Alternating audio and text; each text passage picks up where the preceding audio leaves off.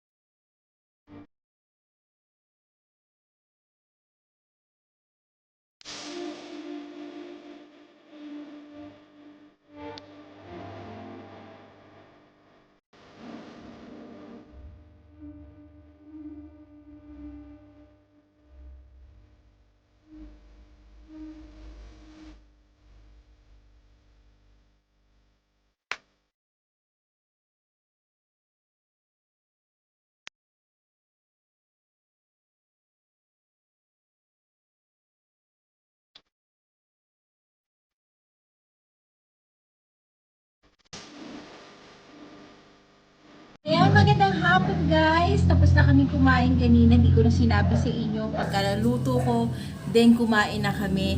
And ngayon, hapon na. Ayan, mag-walk na tayo kasi hindi tayo nakapag-walk kaninang umaga kasi nga nagpalengke ko. So ngayon tayo mag-walk. Tara, walk na tayo. Let's go! Dito na tayo. Mag-walk na tayo.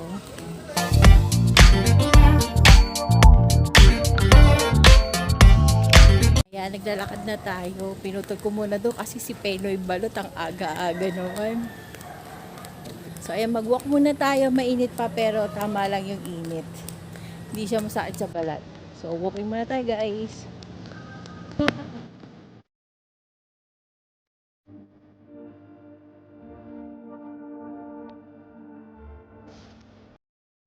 Ayan, walking pa tayo.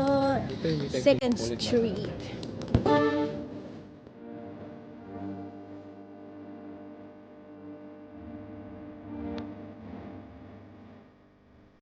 Ayan, I'm back guys. Ayan, nandito tayo sa ating balcony. May nagpapagawa na kasi ng kabilang bahay. So, ayan, medyo mataas na siya sa atin. Pero, bungan pa rin yung makikita natin dyan ng ating view. Pero, haharangan niya yung hangin natin. Pero, okay lang, bahay nila yan eh.